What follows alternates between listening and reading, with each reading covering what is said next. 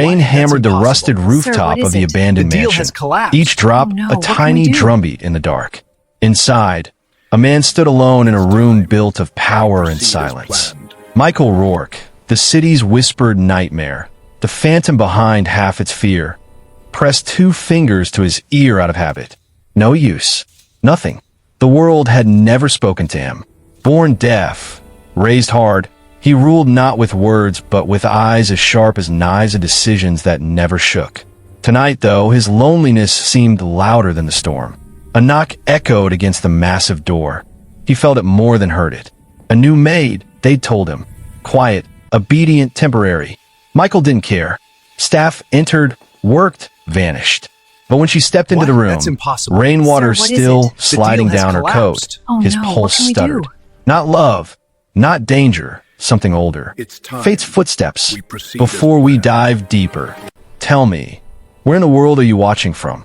It amazes me that a story born in storm and shadow might reach your screen tonight. Drop your city. Let's see how far a whisper can travel when hearts are listening. Her name was Ava Castor, mid-20s, brown eyes like embers refusing to go out. She bowed her head respectfully, but her gaze never lowered enough to hide the truth. She was afraid, yet she had chosen to be here. Michael gestured sharply, signaling the room's cleaning supplies. She nodded, moving with care, her hands steady despite the tension coiling in the air like smoke. The deal has collapsed. He pretended to read reports, but really he was tracking her steps, the way the wooden floor trembled with her movement. He didn't trust new people. He trusted almost no one, but something about her silence unnerved him. Most employees chattered. Most avoided looking directly at him. Ava, though, stole quick glances every few seconds, like checking if he was still real. Minutes passed. The air thickened. Then she paused, clutching a shelf lined with dusty antiques. A framed photograph lay hidden behind a row of leather-bound volumes. A picture most in his circle never dared mention. A woman holding a newborn, her smile bright, her eyes full of promise. His mother, gone before he knew her. Ava reached for it. Michael slammed his palm against the desk. Not sound, but vibration. And she froze. His shoulders tightened. Don't touch it, his expression screamed. He didn't need a voice to shout. But Ava didn't retreat. She swallowed, lifted the frame slowly, and faced him with a trembling breath. Her lips formed words he couldn't hear, but he could read them. Years of surviving required it. She mattered. The sentence cracked open a memory he had sealed away. Small hands reaching. A lullaby he had never heard. The warmth of someone who never returned. He wanted to look away. He couldn't. Ava cleaned the photo carefully, wiping away dust as if polishing a gravestone. When she placed it back, she didn't hide it behind the books. She set it front and center like a crown. Oh no, Michael's heartbeat echoed through his bones. He'd built an empire to outrun pain, yet here it stood in front of him, gently rearranged by a stranger. If you were there in that moment, what would you have done? Be honest. Comment your answer below. And if words run thin, hit like to prove that gentleness still matters, even to the toughest hearts. Ava didn't flee. She kept working, but slower, more deliberate. She dusted shelves he hadn't noticed in years, straightened curtains, even lit a lamp near his desk, softening the sharp edges of the room. Michael watched, uneasy. People hid from him. They obeyed. She tended. Minutes turned into an hour. The storm outside eased to a whisper. Sir, Michael leaned back, compelled to break his own rule, what can we never do? ask questions. He stood, approached slowly. Ava froze again, but didn't step back. He gestured. Why here? She lifted her hands. He was startled to see she signed. Because you deserve light too. Her signing was imperfect, clumsy, like someone who had learned late, rather than grown up with it. But every gesture hit the center of him. Light? Him? He almost laughed. It would have been the first time in years. Before he could respond, Ava did something impossible. She reached into her small canvas bag and pulled out a metal box the size of a wallet. She flipped it open, revealing wires, tiny mics, a polished earpiece. Michael stiffened. He'd seen hearing tech before. Useless ones, experimental Sir, what is ones, it? failed surgeries. Hope was a cruel currency. He didn't deal in it. Ava held the device toward him with two hands, like an offering. He shook his head sharply. No, never again. But she signed back, eyes burning. This one works. He stared, pulse of thunder he couldn't hear. Why would she say that? Why would she believe it? And how did a maid carry a medical miracle into a crime king's study? Her answer was one more sentence he read on her lips, slow and deliberate. Your mother wanted you to hear her voice. The floor seemed to fall away. Michael stumbled, clutching the desk for balance, breath lost, walls narrowing. Ava stepped closer, not fearless, but determined. Please, she mouthed. Let me try. What? That's in a impossible. room Sir, built what on is it? silence. The deal has Michael collapsed. Rourke faced Oh, the no. first What can we choice do? in decades that truly scared him. And he reached for the device. time. His fingers hovered Proceed as above the planned. device as if it might burn him. Ava didn't move, didn't blink, barely breathed. The mansion, usually a cathedral of silent dominance, felt suddenly tiny, one heartbeat wide. Michael lowered himself into the leather chair, shoulders squared, as if preparing for execution rather than possibility. Ava stepped behind him, her hands steady. She brushed his hair aside with a gentleness he hadn't felt since childhood. No bodyguard had ever dared come this close. Even doctors had treated him like living danger. But she handled him like a fragile thing. What? Like someone That's worth impossible. careful effort. Sir, what is it? Metal The touched deal has skin. collapsed. A cold Oh, no. kiss. What can we do? His breath hitched. Ava adjusted a wire, pressed a panel on the device. Tiny lights blinked red to green. He found his palms sweating. Ava lifted a small remote and mouthed, "Ready?" Michael closed his eyes. Answer enough. A soft click, then a hum. Low, tremoring, like the world clearing its throat. His entire body jerked. Muscles locked. Sound, actual sound, shimmered at the farthest edge of awareness. Muted, faint, like hearing through water or a dream someone else owned. His chest rose sharply. Ava's hand stayed lightly on his shoulder, tethering him to the moment, to reality. What? That's Another impossible. click, Sir, what louder is it? hum. The deal has building. collapsed. And then the mansion no, what breathed. can we do? Air shifted. The faint tremor of the heating vents. It's The rustle of time. curtains We brushing proceed as fabric. planned. Small sounds he had never known existed. A guttural gasp tore from him. He heard it in the way a child hears themselves for the first time, startled by the proof of existence. He spun in the chair, eyes wild, searching Ava's face. She was crying, silent tears streaking cheeks, lit by lamplight. Yet she smiled as if she had been waiting her whole life for this moment. Michael's throat worked. Words didn't come. They'd never been his craft. But he didn't need them. She saw everything in his eyes. Moments passed, or maybe hours, before the sensation overwhelmed him. What? He ripped That's the device impossible. free, Sir, what is it? chest The heaving, deal has as though collapsed. drowning Oh, no. in What can we do? possibility. Ava flinched at the sudden motion, but didn't retreat. time. It's okay, she Proceed mouthed. as planned. Too much happens fast. He pressed his palms hard against his ears, terrified to lose the little he'd gained, terrified to feel it, terrified of himself. Rage, confusion, wonder, a violent collision of feeling. He leaned forward, elbows on his knees, breath crashing in and out like thunder he could almost hear.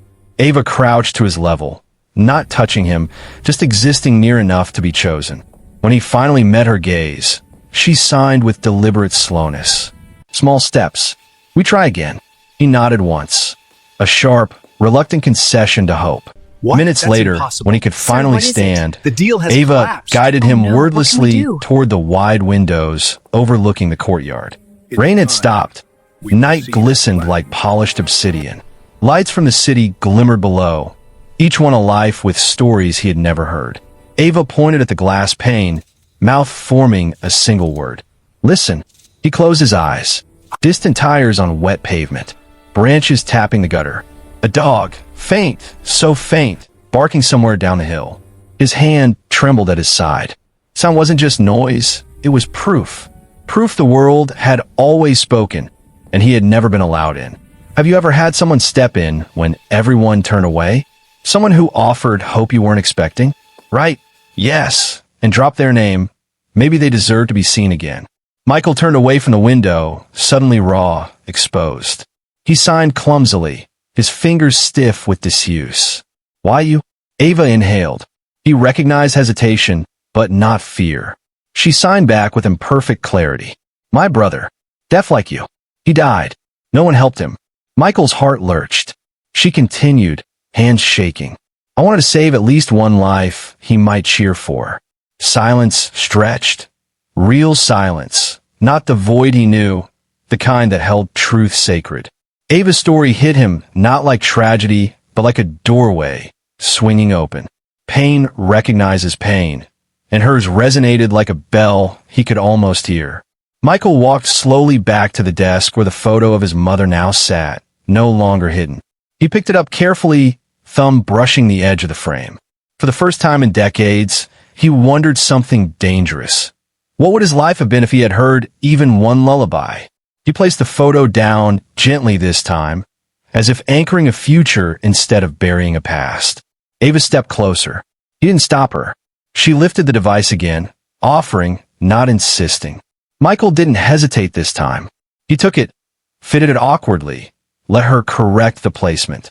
Her fingers brushed his skin. He didn't flinch. The machine clicked alive. Sound returned, shimmering, uncertain, miraculous. Ava whispered something. He didn't catch every syllable, but he caught enough to feel it like a sunrise. Welcome to the world.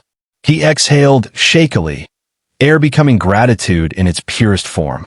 But shadows in the mansion shifted with the moment. Doors and homes, like his, never stayed unlocked without consequence. Somewhere deeper in the house, a floorboard creaked under cautious feet. Not Ava's, not his. Sound carried warning now. Michael's eyes snapped toward the hall, body turning cold. Someone else had just become aware that the silent king was silent no more. Michael lifted one finger, not to hush sound, but to command stillness. Ava followed his gaze toward the hallway, her shoulders tightening. The new world had given him warning, and he trusted it. He signed quickly, efficiently, the language of survival returning to his hands. Stay. Behind me. She obeyed without question. Footsteps crept closer, careful, trained, the kind that knew how to disappear. Michael's jaw set. Power had taught him patterns long before sound ever could. He moved toward the door, rolling his shoulders once, like a boxer stepping into a ring he had never lost. The door opened. Gray stood there, his head of security. Tall, controlled, loyal in the way men are when fear and respect share a spine. Her eyes flicked from Michael's face to Ava behind him, then back again. She spoke. Michael heard it. Not every word, but enough. A woman's voice, steady, edged with concern. Heard something. Thought. He raised his hand. She stopped mid-sentence, confusion cracking her composure. She had never seen him respond to sound. Never seen his timing match speech. Grace swallowed. Boss. Michael stepped forward, meeting her eyes. The device hummed faintly in his ear. He nodded once. Grace's breath left her in a sharp rush. You can. He didn't answer. Instead, he signed. No one else knows. Grace nodded immediately, instinct overriding curiosity. Understood. Michael turned slightly, angling his body so Grace could see Ava clearly. He gestured once, an introduction without words. Grace studied Ava for a long beat. Then she did something unexpected. She lowered her head. Not submission, but acknowledgement. Thank you, she said quietly. Ava's eyes widened. She nodded back, uncertain but moved. Grace left without another word, sealing the secret behind her. Only then did Michael allow his shoulders to loosen. The mansion exhaled with him. He turned to Ava, 1,000 questions pressing at his mouth. He signed slowly, deliberately, choosing care over command. You risked your life. Ava gave a small, sad smile. Worth it, she whispered. And this time he heard her. Not perfectly, but clearly enough to feel the weight of the word. Days unfolded differently after that. Michael began inviting sound in small doses. The tick of a clock, water running over his hands, the low hum of the city at night. Ava became his anchor, teaching him patience when frustration rose, stepping back when his temper flared, returning again and again with quiet resolve. She wasn't afraid of his darkness. She understood it.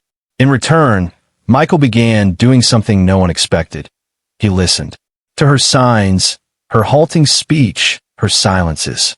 He learned the shape of her grief, the brother she spoke of only in fragments, the guilt that made her work twice as hard and sleep half as much.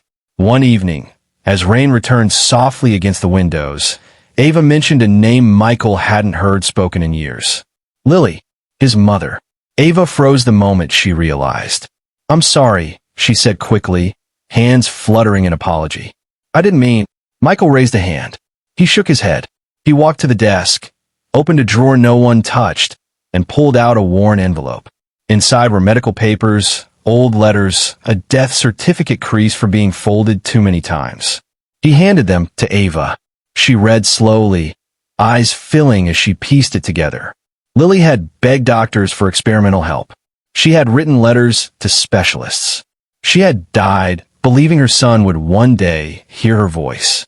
Ava looked up, tears falling freely now. She never stopped fighting for you. Michael felt the truth settle deep, not painful this time, but warm, like a fire finally lit. Now it's your turn. Share one small good thing you did recently. Write it below so others remember that humanity still lives. Your story might light someone's path tonight. Change didn't come all at once. It never does. But it came steadily. Michael funded a discreet clinic under a false name. Hearing tests, counseling, devices for children whose parents couldn't afford hope. He never visited in person. Not yet, but he watched security footage late at night, listening to laughter he was still learning how to process. Ava noticed the way his posture softened when children appeared on the screen. She noticed how he stayed longer each night. One afternoon, Michael surprised her. He held up a small card, written carefully in block letters. "Teach me to say it right." Ava blinked. "Say what?" Michael touched his chest, then pointed to her. Ava's lips trembled. "My name." He nodded. She stood close, so close he could see the tiny scar near her eyebrow. She spoke slowly, patiently. Virginia." He tried. Failed. Tried again. Adjusted. "Ava." The sound wasn't perfect, but it was his. Her hands flew to her mouth. She laughed and cried at the same time, and he heard both. That night, Michael stood alone in his study long after Ava left. He removed the device, sat in silence. Not the old prison, but a chosen quiet. He understood something then. Sound wasn't the miracle. Trust was, and it had already changed him more than any machine ever could. But trust invites danger. And far from the mansion, a man named Ethan Keller studied a report with growing fury. Michael's rival, a man who thrived on secrets, especially stolen ones. The report ended with a single line that made Ethan smile. "Target has regained hearing." Ethan closed the folder slowly. "Let's see how well the king listens," he murmured. And in the dark, plans began to move. The attack didn't come with gunfire. It came with kindness. The next morning, the mansion buzzed with unfamiliar activity. New flowers arrived. White lilies arranged with almost insulting elegance. A delivery note followed, handwritten, confident. "Congratulations on your recovery. EK." Michael stared at the card, the device humming softly in his ear. He heard the faint scrape of paper as his fingers tightened. Ava stood beside him, reading over his shoulder. Her face drained of color. "That's Ethan Keller," she said quietly. "Isn't it?" Michael nodded once. Ethan Keller didn't send flowers. He sent warnings. Michael signed quickly, sharp movements cutting the air. "He knows." Ava's chest tightened. "About everything?" Michael didn't answer immediately. He walked to the window, eyes scanning the perimeter with renewed awareness. Sound sharpened, danger now. Every distant engine, every murmur of wind carried meaning. "About my weakness," he signed at last. Ava shook her head fiercely. "Hearing isn't a weakness." Michael looked at her then, really looked. There was no fear in her eyes, only conviction. It unsettled him more than threats ever had. Before he could respond, Grace entered, tension written across her posture. She spoke without preamble, voice low. "We intercepted chatter. Keller's people are watching the clinic." Ava stiffened. "The children. They're safe. For now," Grace said. Then she turned to Michael. "But this isn't about business anymore. It's about you." Michael felt the truth land like a stone in his gut. For years, he had been untouchable because no one truly knew him. Now someone did, and that someone would use it. He signed with cold clarity. Then we ended. Grace hesitated. Boss, if word gets out that you hear now. Michael raised his hand. I won't go back to silence. The words hung heavy. Ava felt them more than heard them. That night, the mansion went dark. Not in blackout, but in intention. Lights dimmed. Guards doubled. Michael sat in his study, the photo of his mother before him, the device secure behind his ear. Ava paced quietly, restless. You shouldn't face this alone. Michael signed gently. You've done enough. She stopped pacing. No, she said, voice firm. I haven't. She reached into her bag, the same bag that once carried a miracle, and pulled out a folder. Thick. Worn. I didn't tell you everything, she admitted. Michael's shoulders tensed. She opened the folder. Inside were documents, research notes, schematics, correspondence. Her brother's name appeared again and again. And beneath it, Ethan Keller's. Ava's voice shook. He funded the original trials. He cut them when they stopped being profitable. My brother was one of the last test subjects. Michael's blood ran cold. She met his eyes. This device? It was never meant for you. It was meant to be sold. Your mother tried to stop him. That's why she was silenced. The room seemed to tilt. Michael heard his own heartbeat pounding, loud and unforgiving. Rage surged. Not the explosive kind, but the deep, steady burn of betrayal finally named. Ava swallowed hard. I didn't come here just to help you here. I came because Keller needed to be exposed. And because I couldn't let you live your life never knowing why your mother really died. Silence followed, thick, suffocating. Then Michael stepped forward and pulled Ava into a rare, brief embrace. She froze in shock, then melted, hands clutching his coat. If that moment hit you hard, leave a red heart. Sometimes one small symbol says what our hearts can't. Michael released her, eyes blazing with something new. Not cruelty, not grief. Purpose. Plans unfolded swiftly. Evidence was prepared. Files duplicated. Grace coordinated allies who owed Michael favors no one knew about. The clinic was evacuated quietly. Children moved to safety under cover of routine transfers. Ethan Keller grew impatient. The call came at midnight. Michael answered. He heard Ethan's voice clearly, smug, amused, poisonous. So Ethan drawled. The ghost finally speaks. Michael said nothing. Ethan laughed. You know, I always wondered what you'd sound like. Turns out fragile. Michael closed his eyes briefly, then spoke. His voice was low, steady, terrifyingly calm. You killed my mother. The silence on the line was delicious. Ethan recovered quickly. Business, he said lightly. And now? You're obsolete. A king who learned too late that power doesn't forgive weakness. Michael leaned back in his chair. You're wrong. Oh, I learned that weakness shared becomes strength. The line went dead. Outside, sirens began to wail, closer than before. Ava stood in the doorway, watching Michael as he stared into the dark beyond the glass. What happens now? Michael turned, voice quiet but absolute. Now, he said, we let the world listen. And somewhere deep inside, the boy who had never heard a lullaby finally understood why his mother had never given up. The city woke to headlines it wasn't ready for.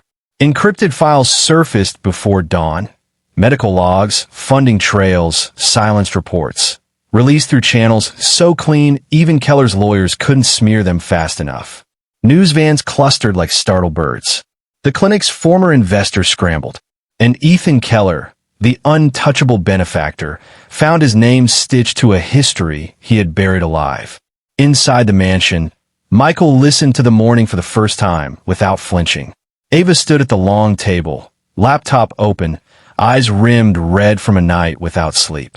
Grace paced near the windows, voice low as she relayed updates to allies. Phones vibrated. Screens flickered. Truth moved like a current, fast, cold, unstoppable. Michael felt something else moving too. Fear. Not for himself. For Ava. You should leave, he said quietly. She looked up startled. What? They'll come for leverage, he continued, choosing each word carefully. You're it. Ava closed the laptop. I know. Then go, he said. Now. She stepped closer, anger sharpening her voice. You don't get to decide that for me. Michael's jaw tightened. I don't want you hurt. Her eyes softened, but she didn't step back. You think I don't know what danger feels like? I've lived inside it since my brother died. The word landed heavy between them. Michael inhaled slowly, steadying the storm inside his chest. Sound had taught him many things in a short time, but none more painful than how much could be lost. He turned away. Keller will strike back. Ava reached for his hand. He didn't pull away. Then we stand, she said. Together.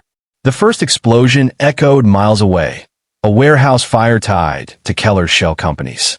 Michael heard it faintly, a dull concussion rolling through the city like a warning drum. Sirens followed.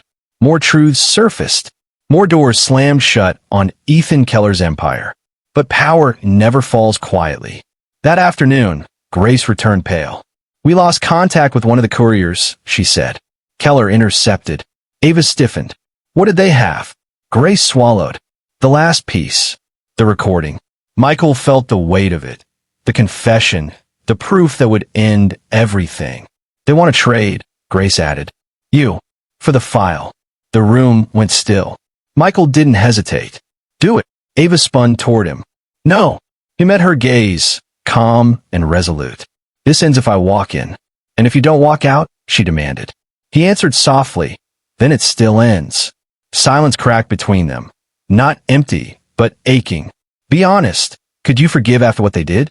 Type forgive if you could, or never, if it would break you too deeply. The meet was set at dusk, an unfinished high-rise overlooking the river. Concrete bones, open to the sky. Wind threaded through steel like a whispering crowd.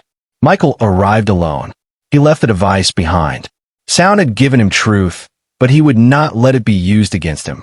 Ethan Keller waited near the edge, city lights painting him in gold and shadow. He smiled when he saw Michael approach. No entourage, Ethan said. I'm flattered. Michael stopped a few feet away. Where's the courier? Ethan gestured lazily. A man stepped from behind a pillar, bruised alive. Still breathing, Ethan said, See? I'm reasonable. Michael's hands curled slowly. You killed my mother. Ethan shrugged. She was inconvenient. The word ignited something ancient. Michael stepped closer. You killed children with your greed. Ethan's smile faltered, just for a second. I built futures, he snapped. Your mother didn't understand the cost. Michael's voice was low, steady. I understand it now. He reached into his coat and placed a small drive on the concrete between them. The copies are everywhere, he said. This one ends you. Ethan laughed, brittle. You think I'm afraid of exposure? No, Michael said. I think you're afraid of silence. Ethan's eyes narrowed. What does that mean? Michael turned slowly and faced the city. You spent your life drowning people out, he said. Now listen. Sirens swelled from every direction. Louder, closer. Helicopters chopping the air above. Floodlights ignited the sight, washing Ethan's face pale. Grace's voice crackled through a loudspeaker. Ethan Keller, you are under arrest. Ethan staggered back, fury exploding. You set me up. Michael didn't look at him. You did that yourself. As officers closed in, Ethan screamed, a raw, panicked sound, and in that moment, Michael heard the truth of him. Empty, terrified, small.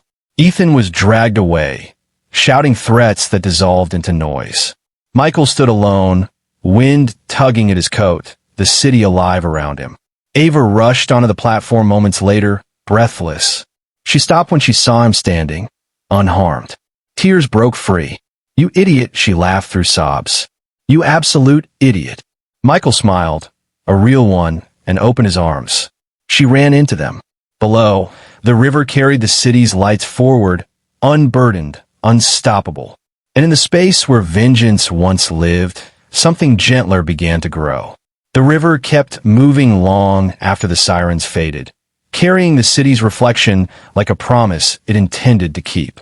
Michael and Ava stayed on the platform until the last patrol car disappeared, until the night loosened its grip and left only wind and breath between them. They didn't speak right away. Sound, Michael was learning, didn't always need words. Days passed, then weeks. The mansion changed first. Rooms once closed off were opened. Sunlight invited in without permission. Curtains were pulled back. Windows cracked open. Michael kept the device on longer now, tolerating the chaos of sound with growing patience. He learned the rhythm of mornings, the soft thud of Grace's boots, the clink of Ava's mug against the counter, the city waking like a careful animal. The clinic came next. Michael went in person for the first time on a quiet afternoon. No cameras, no names, just a man in a dark coat sitting in a plastic chair, while a little boy named Oliver adjusted his hearing aid with clumsy pride. "It tickles," Oliver laughed. Michael laughed too, surprised by the sound of it, and Ava's hand found his instinctively. Children lined the hallway, some with devices, some waiting. Parents watched with cautious hope, the same hope Lily had carried decades ago.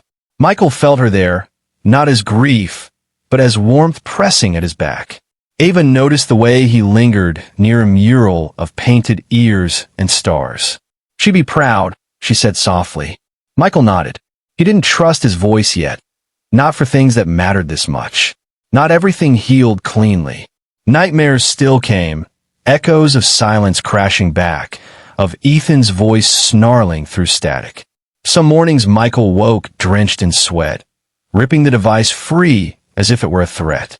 Ava learned to recognize those mornings. She would sit nearby, not touching, just present. Sometimes she spoke. Sometimes she signed.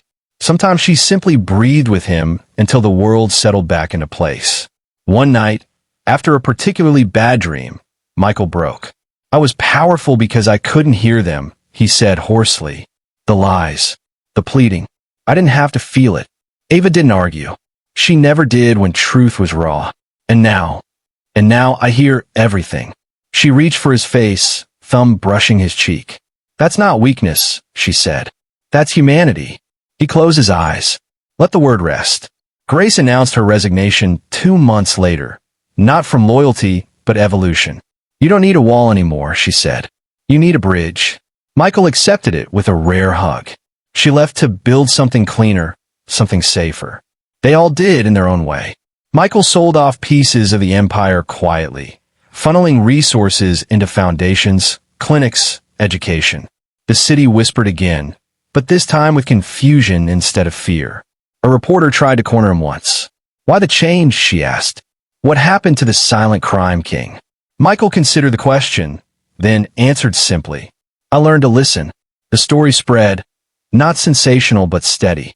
A man once feared, choosing repair over ruin. A woman who walked into danger with kindness instead of armor. One evening, as dusk softened the skyline, Ava stood on the mansion's balcony with Michael. The city hummed below, imperfect, alive.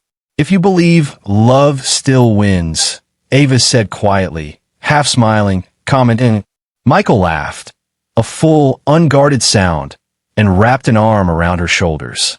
"Amen," he echoed. He took the device out, just for a moment, and the world fell silent, but not empty. When he put it back in, the city returned, and he welcomed it like an old friend. They stood there until the lights blinked on across the river, until the future felt less like a threat and more like an invitation. Michael thought of his mother, of the voice he would never hear, but finally understood. He thought of the boy he had been, locked and quiet, and the man he was becoming. Sound had changed his life, but love had saved it. And somewhere, in a city that never truly slept, 1,000 small ears listened, not to fear anymore, but to hope, finding its voice. The first winter after Keller's fall arrived quietly, without ceremony. Snow dusted the city in thin sheets, muting traffic, softening corners. Michael discovered that winter had a sound, a hushed presence, like the world speaking in a lower voice. He liked it. The mansion no longer felt like a fortress. It felt lived in. Ava had insisted on small, human changes.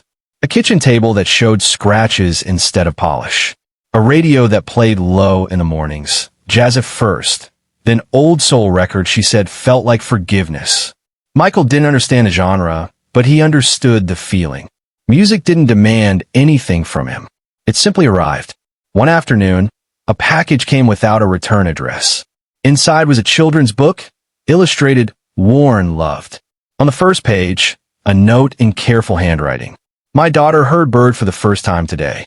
She laughed for 10 minutes straight. I didn't know joy could be that loud. Thank you. Michael sat with the book for a long time.